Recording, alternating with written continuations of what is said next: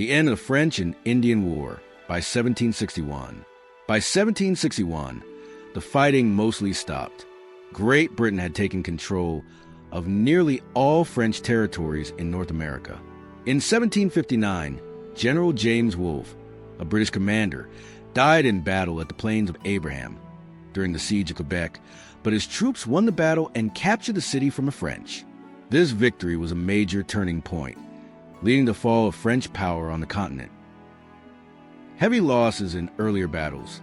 Before that, in 1755, General Edward Braddock was killed by Native American warriors, Ojibwe and Potawatomi tribes, allied with the French near the Monongahela River in Pennsylvania. British redcoat soldiers suffered heavily. Many were ambushed or captured. So, while Britain eventually won, it came at a great cost in blood and money. After the war, when peace returned, settlers began to rebuild, replace burned houses, buried the dead, returned to farms and businesses. They expected life to go back to normal under British rule, but things changed dramatically. Prosperity and problems.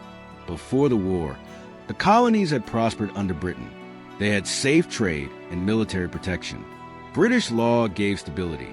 However, the trade system was unequal. Colonies bought more than they sold to Britain, and British merchants profited most. Still, peace and mutual benefit existed until 1763.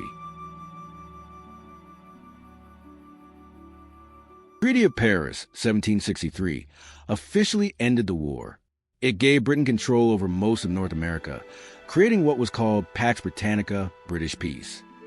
However, King George III feared further conflict with Native Americans, so he banned colonists from moving west beyond the Appalachian Mountains.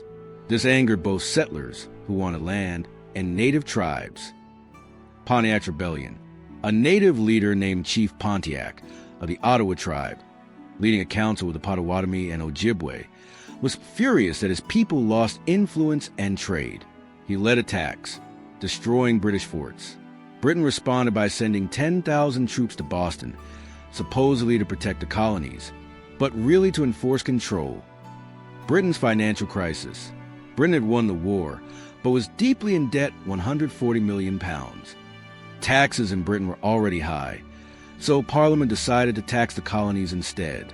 This was the beginning of tension between Britain and the colonies. Colonial resentment. Colonists quickly noticed Britain's new attitude: taxation, military occupation, less freedom in trade and expansion.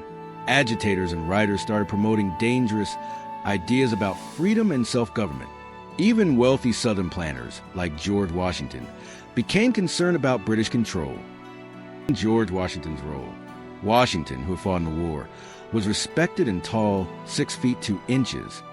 He had faced defeat early on, but later led survivors from Braddock's failed mission. By 31, he was a hero and served in the Virginia legislature.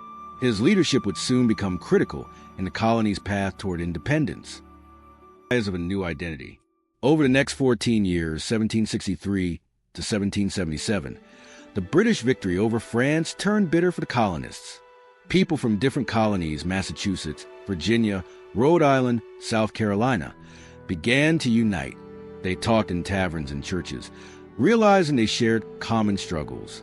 Slowly, they began to think of themselves not as British subjects, but as Americans.